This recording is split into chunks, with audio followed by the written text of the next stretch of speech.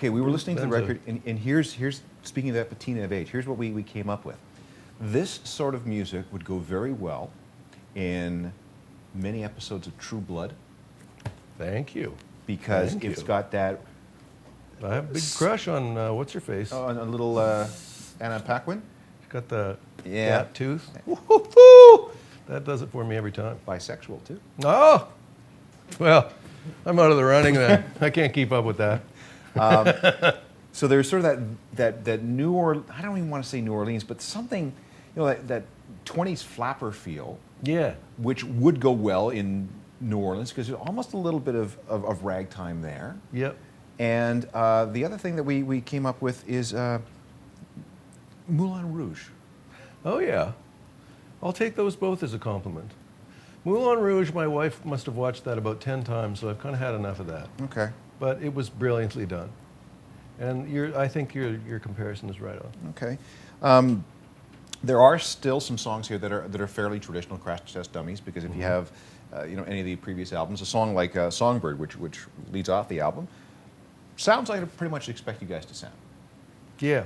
But then if you go a little bit deeper, I mean, there's a song here called Not Today, Baby, the lowest vocals I've ever heard you sing. Yes, indeed. And is that an oboe?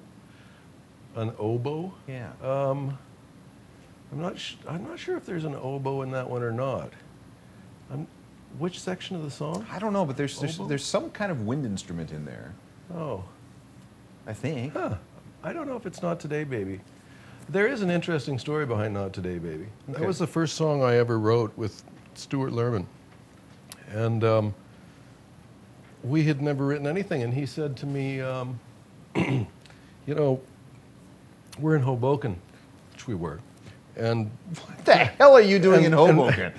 Well, you know, the studio in Manhattan, the building got sold, and he had to move out, and there's just no place to rent for any decent amount of money. So he moved his studio into Hoboken. I take the PATH train over there all the time. It actually only takes about 20 minutes. It's not all that far. But anyways, so we're making the record in Hoboken, and he said, you know, there's a story about Frank Sinatra back in the day when he was really huge. He walked into the studio one day and he looked around, and of course back then when you did a session you hired like 15 or 20 players to be on the track, and you did the track all at once. It wasn't a bunch of overdubs and taking time like that.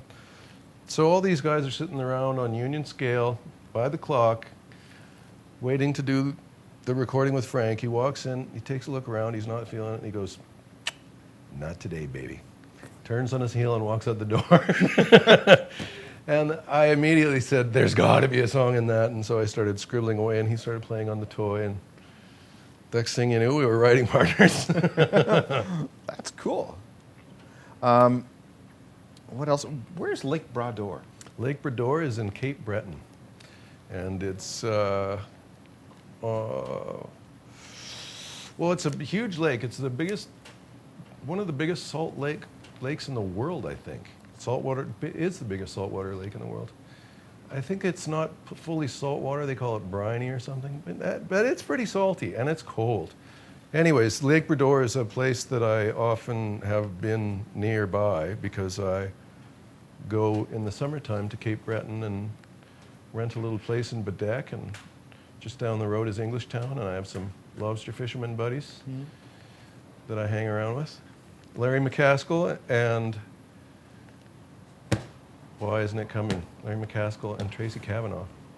Hi, guys, if you ever see this. This will probably get edited out. But they're my good friends up in Cape Breton. And it's just a beautiful spot, beautiful spot. And you're still living in New York? I still live in New York, yes. It's a long way from Winnipeg, isn't it? It is a long way from Winnipeg. Do you ever get back? I do get back. I visit my parents there.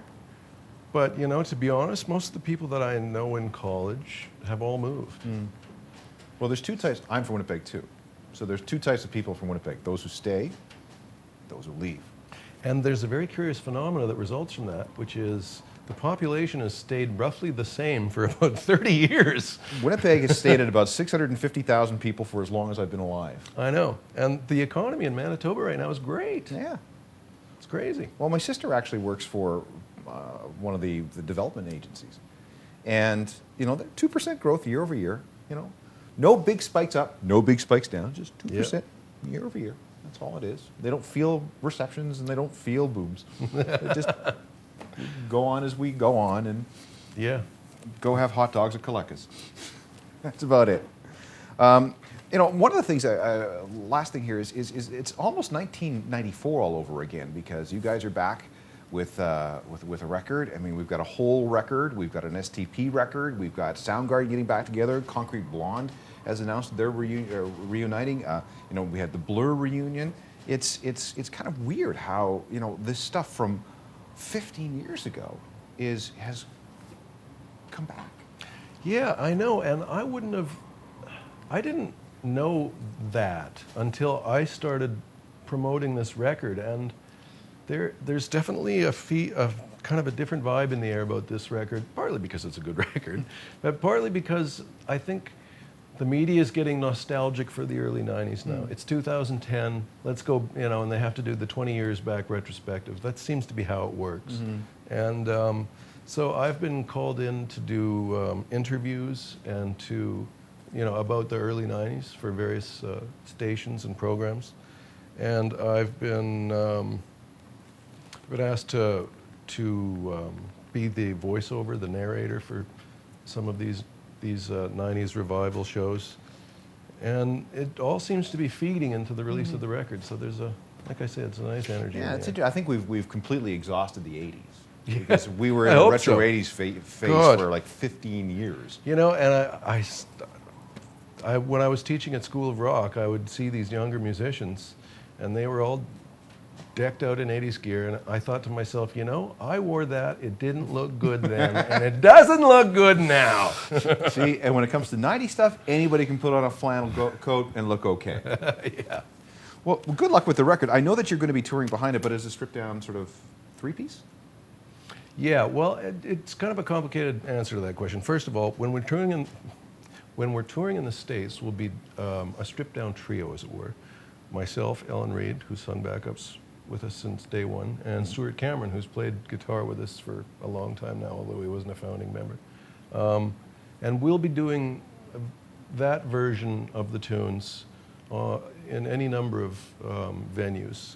Then when October rolls around and we tour in Canada, my brother will join us, who's always been the bass player for Crash Test Dummies, of course.